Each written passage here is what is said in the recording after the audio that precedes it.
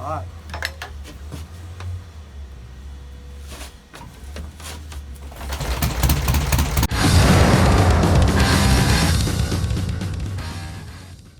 So I'm back here again with the Combi and still having some trouble to get it to run.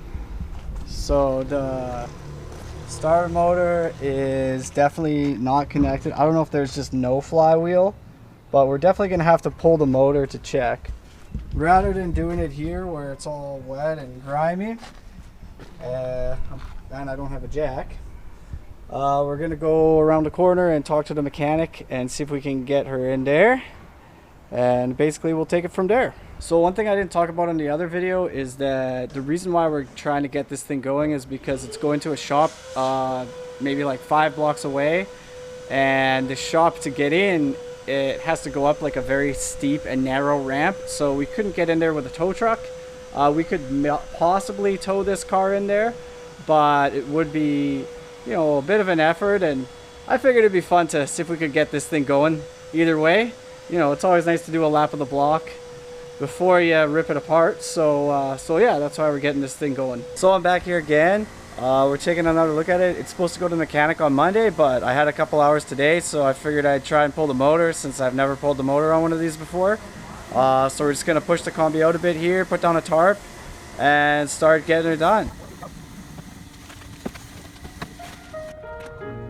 I think the first thing we'll do is take off this plate right here. And I mean, our fuel line has already been cut, so we don't got to worry about that.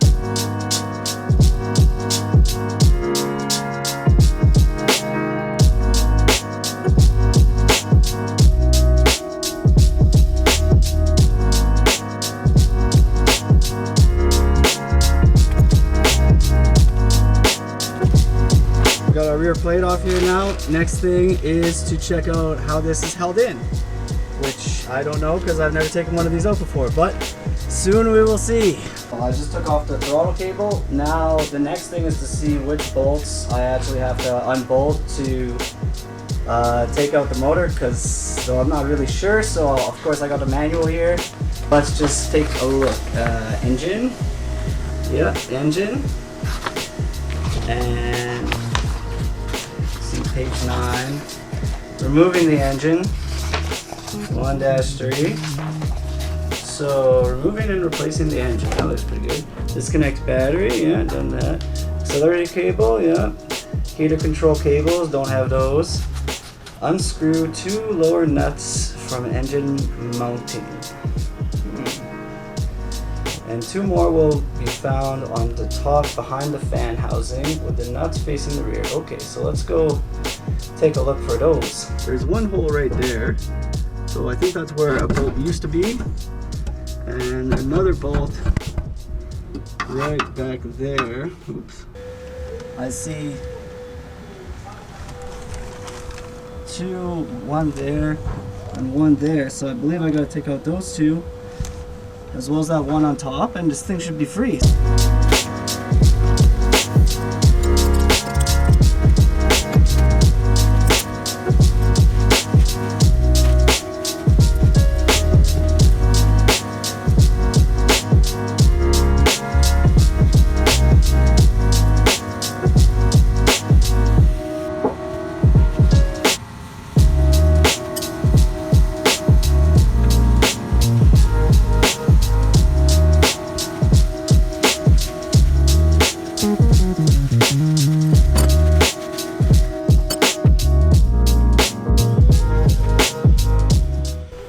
Look at this big old thing. Borrowing it from the guy that works here.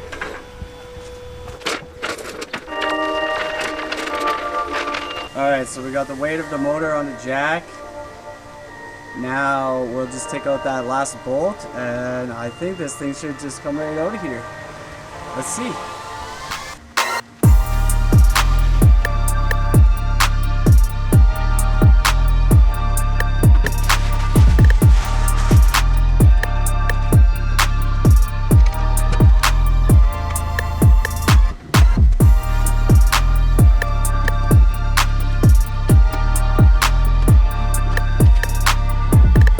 Oh, so close. I think I got all the lines off now.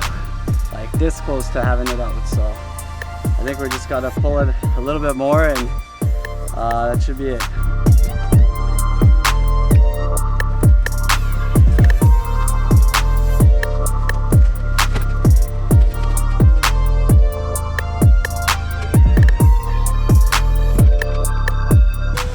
Alright, so the next step here is going to be to get the engine from here to in here so that we can work on it.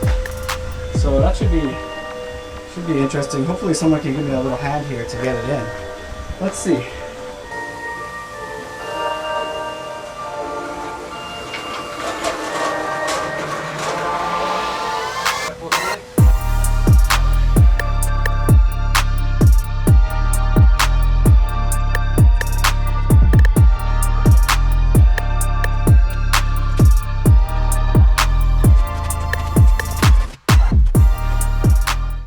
Get the motor up here inside, which is pretty great.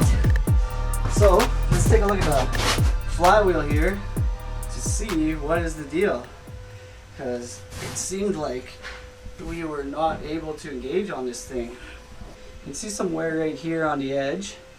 Looks like maybe the starter was not fully engaged, possibly. Let's keep turning it and see if we see anything else here.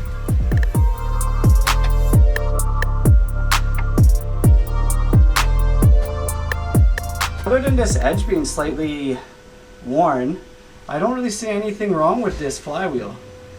So that's a bit strange. I guess we're gonna have to go take a look at the starter and see if that is the issue. So I think what was happening is the starter maybe wasn't engaging properly. I have gone ahead and reconnected our wonderful battery setup here. And what we're gonna look for now is what should happen with this little starter motor right here is it will come out basically, which it doesn't seem to be doing right now, but this gear will come out and that would engage the flywheel and then it will go back in. So I believe what's happening is it's spinning but it's not coming out. So let's take a look, just do a quick solenoid connection here yet again. And let's see. So I'll see there spinning. Oops. Come on. Spinning. But it's just staying in its place there. It's not coming out to engage the starter. So I believe that's the issue. See, there's a little bit of shaft right here that this gear would slide across onto in order to engage on the flywheel. Because that's not happening, we are not getting any starting action. And it looks like if I go like this, it kind of moves a little bit there. So there's nothing really restricting it from moving back and forth, but it definitely is not working correctly. So that's it for today. Let's see. So that's a wrap for today, and we'll be back here again to keep going with this thing. So let's see what happens. So we're here at the gas station getting gas for the old Combi. Here in Brazil, I mean, there's good gas stations and bad gas stations. A lot of times they will sort of tamper with the gas in order to get a little bit more money out of it. But this is a good station that we're at here, one that I know and trust. In Brazil, you have to get a special container that only the state sells in order to get gas in a gas can. So that's what the guy's just going to get for us right now. You can only buy 5 liters in this special little plastic container, and the little plastic container is very expensive. So this is what we need to get the van going. Now the guy is just filling it up, and then we'll be on our way to go try and start the Combi. Well, at least we'll be on our way to try and get the motor started that's now outside of the Combi. Alright, so we're back again. Today we're going to try and make this thing run. So we got gas. I'm going to go grab the battery that's in the back, and we're going to get it all wired up here. So let's go.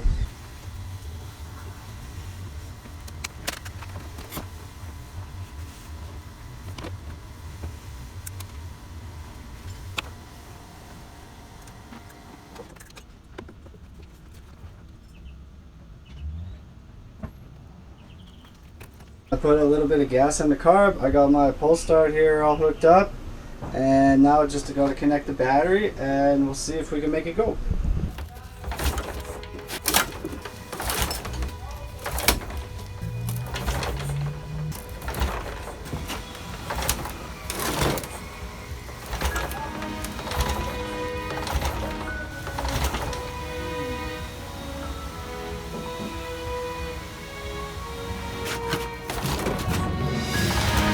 I can't really get it going from pulling it by hand, so I was going to check one of the plugs and see if we're getting spark here. The spark plug I pulled out is really new. It looks like all the spark plugs are very new, and the wires on the coil are very new, so I don't think that's an issue. I do think that I may not have enough grounding for it to properly send a spark. Unfortunately, I didn't bring my jumper cables. Oh, we're gonna try with this wrench just going across to the battery. I don't think it's really gonna be enough, but that's what we can do. I'm just gonna put this spark plug back in here. Pop this thing back on.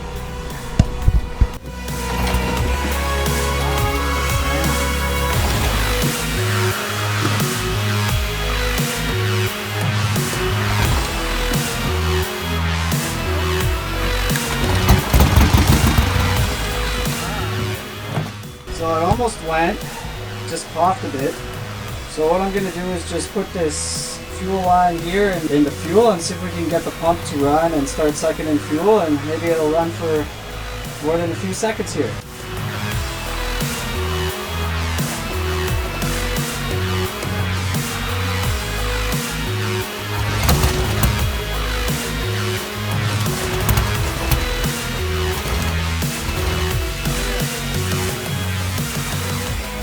So I almost got it to go a couple times there, but not quite.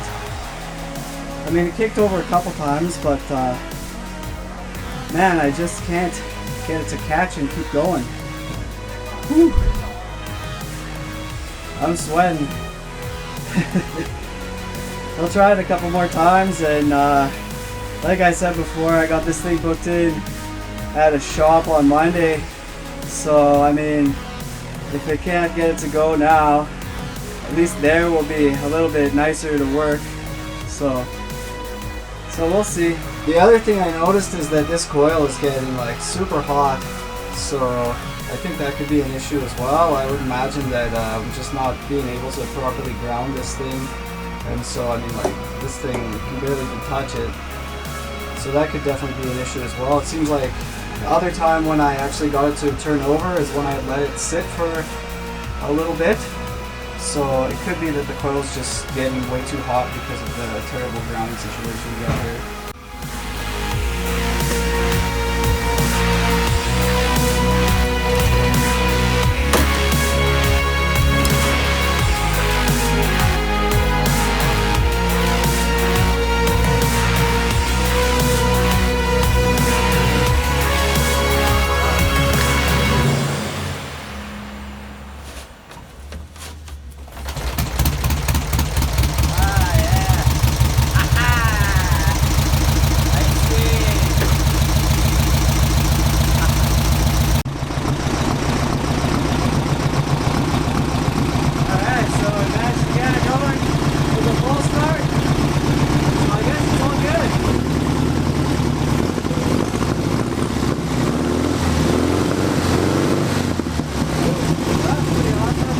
Happy about that.